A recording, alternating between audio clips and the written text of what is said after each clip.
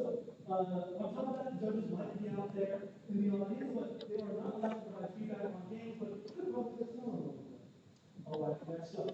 I want to go over the event itself. So, from here, you'll notice that there's this beautiful map behind me that I'm a little familiar. So we are, of course, on the main jam floor on the right side of that. Behind us, and the main breezeway is the opening as you can see. The other building on the opposite side, no participants are allowed in there unless there is an active workshop going on. And then you might notice as well all those wonderful signs out there in front of the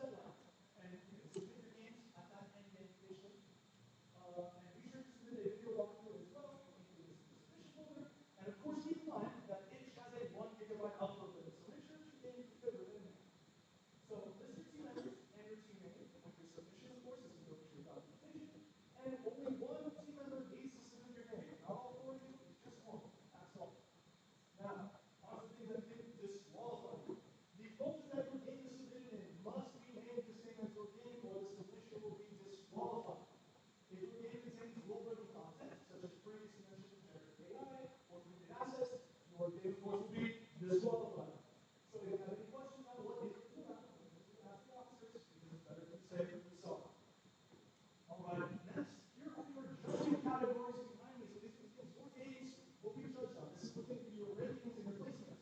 So you have to have animation and originality, theme integration, gameplay and fun, programming and technical execution, visuals and art direction, and audio and sound design. Okay, so next up, let's hear about the prizes.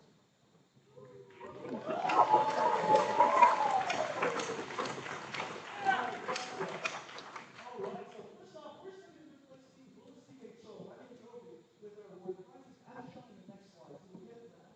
The best game winners will also receive a slip to show that new trophy. And after that, we also have the return of audience choice, so be sure to play your colleagues' games and vote this Sunday. So it's entirely worth it. Okay, so these are the prizes behind that award. So of course, first, second, and third place will get their little guaranteed funds. But here's what gets their little pieces of it. A PS5, an Xbox Series S, and a 32-inch 80-hertz monitor will be available. So for these top three winning teams, you'll be able to choose amongst yourselves which prize you'd like to take home. All right, that's what we're going to need. Next, the event center itself. This is, of course, equally as important. Please respect the Yoshi Econ Center. It is a privilege to have to host us, and we'd like to maintain our judgment reputation. Each of the authorized areas, as I just previously explained, and do not walk onto anywhere you are not supposed to be. Spectators are not allowed, as shown here with closed off events, so I'm sorry to your mother and father. Anyone not breaking these rules will be subject to disciplinary action, including team disqualification from Chillennium. So do your utmost best to follow these rules for the event center. Okay, now then, and just in case any of y'all are not in our Discord, we will have all of our event announcements in that announcements channel. So if you're out there today, please scan this QR code behind me. I'll give you all just a few seconds to do so, because this is going to be your blood running. A lot of fun. I see a few phones coming up, so I'll see you in a few seconds.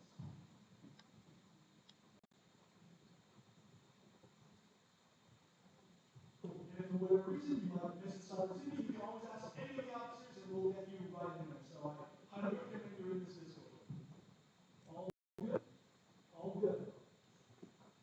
Okay, let's hit the next slide. So, next up, I just want to give you my final reminders before we close out this introduction here.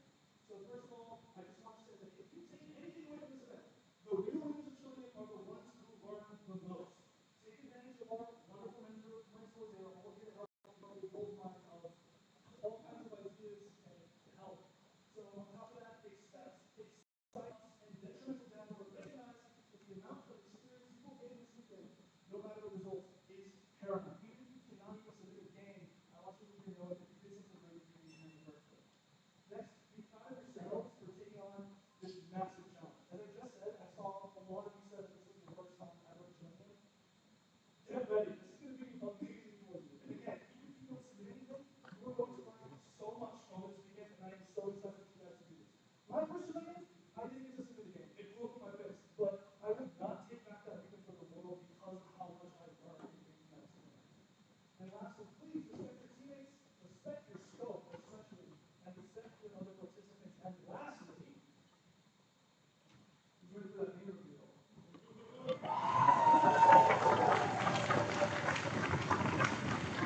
I'm a total Chillennium fan.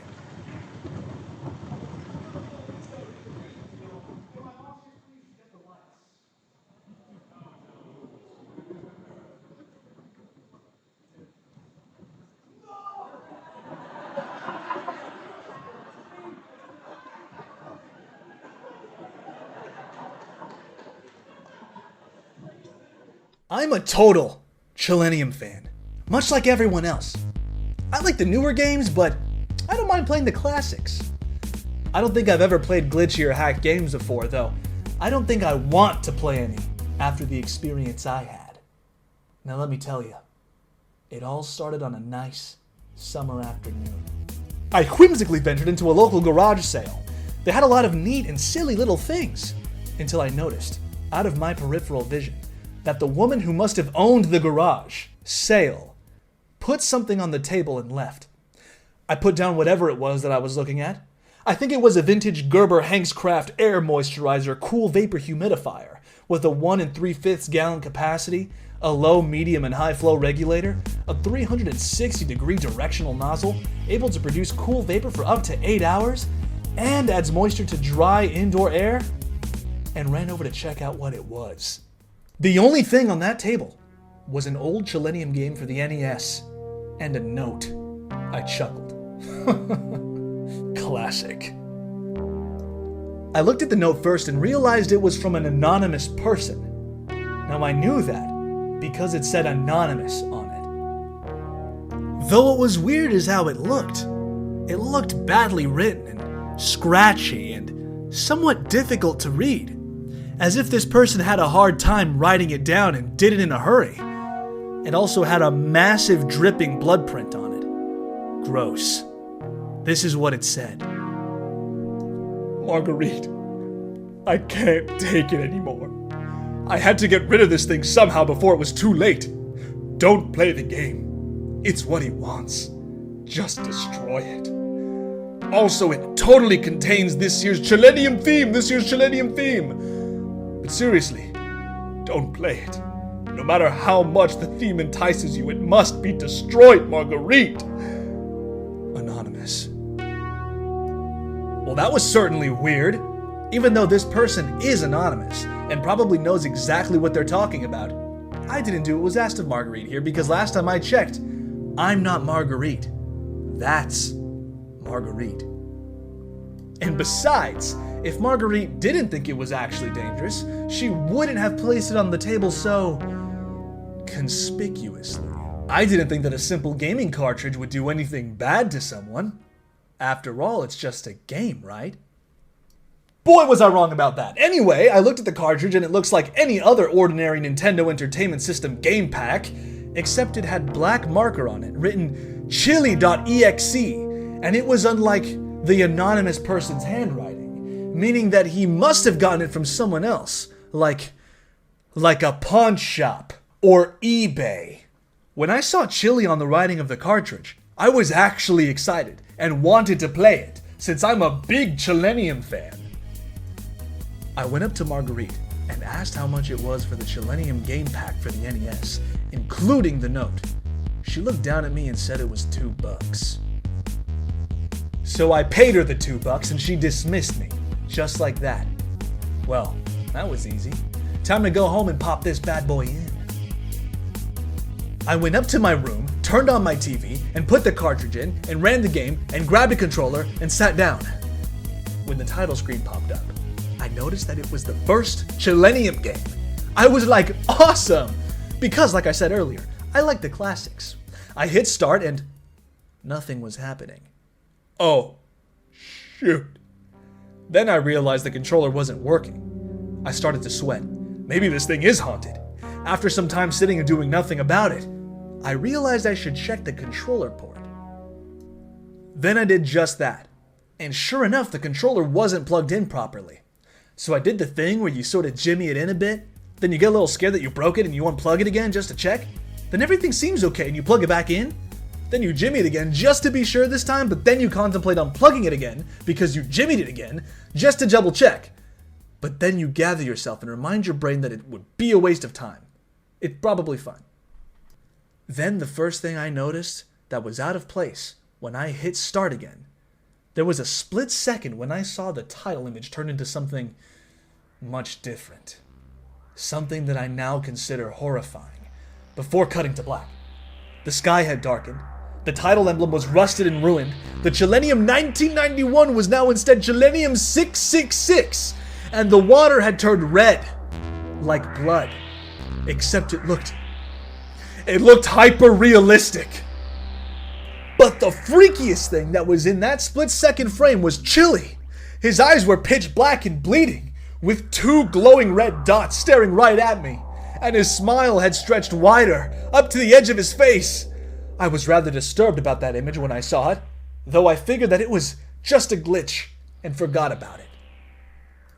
After it cut to black, it stayed like that for about 10 seconds or so.